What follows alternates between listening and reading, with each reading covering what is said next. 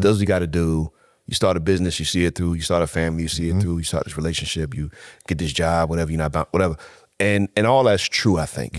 But I also think, man, like the responsibility for the people you have in your life. And like, this is when I look back at you, like, the people you have in your life and who you care for. How I move as far as like, I'm glad we talked about dating, how we move as far as like manhood, relationships, family. I'm choosing to love and take care of everything here when I don't feel like it, right? Because when things aren't going the way I feel like they should go, or I want them to go, or I'm not getting my ego stroked as much because whatever, I made a decision and a commitment to be the man here and to care and to serve you and to be here for you. And I chose to do that, and I'm not going anywhere no matter what, like all that, like that. This is why grandparents stayed together. So they stayed together. And for the critique of like, well, a lot of them stayed together through bad, abusive, they probably did. And that stuff needed to get checked. And Absolutely. They needed friends around to say, don't treat your wife like that. They need counseling. All that's true, right? But there's still a fact of like, I'm going to stick this out because I made a commitment to you. I made this commitment. And we can take that at least and say that's good. Yes.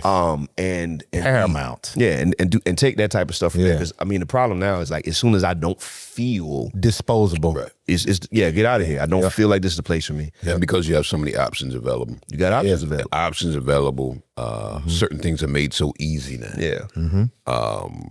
And then too, we also got to understand, like,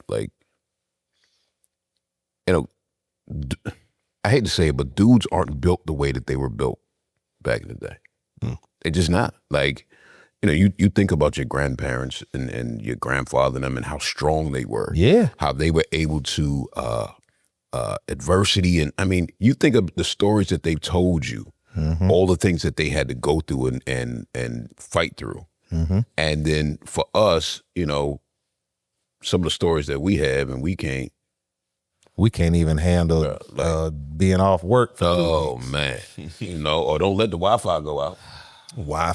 So is it that we've been afforded too many comfortabilities in life to where we take struggle and hardship for granted as men now?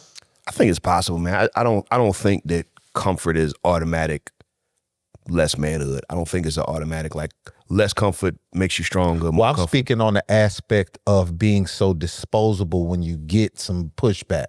Whenever it seems like I'm going through a little bit of a strain in relationship and life in general, men are quicker to give up. I think it's possible, but I think whether you do or don't have comfort, if you're taught strong values, those things won't affect the values. Right. But what if father wasn't in there? Yeah, because you weren't taught strong values. So that's what, okay. You know what I mean? So like now it's like life is built on these comforts. And if I don't have these comforts, I fold or I leave to go find more comfort. Absolutely. If you're taught you're here regardless, I'm not leaving, like this is what I'm doing, comfort or not, then that's built into the fabric of who you are, whether you do or don't get those comforts. Absolutely. So that's what I feel like the moral foundation you're talking about. And it kind of goes back to, what is your example?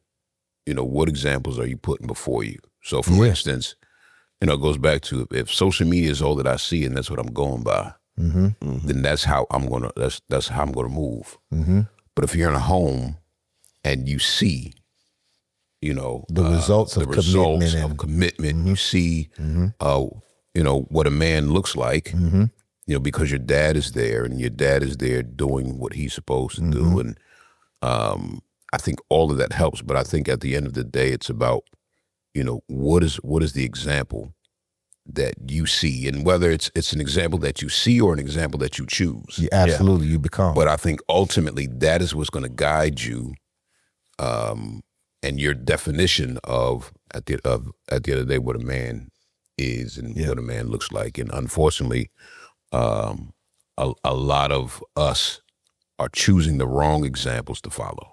But that's what gets pushed to us. Absolutely. So a combination of two, because one, it's pushed, but then two, sometimes we go get it. Well, yeah, I mean, like our inclination from either whether it's unhealth or sin nature or both is to run after lust of the flesh, lust of the eyes, pride of life, right? It's what's attractive. Well, yeah, we're going to run after that. Now, it makes it worse that the algorithm's feeding you the very thing you're tempted by, and it does. Right. But it's also dangled in front of your face. Absolutely. You know what I mean? And so it's a natural place to get quick whatever you're looking for. Because the right road is always harder, more difficult, Absolutely. sacrifice.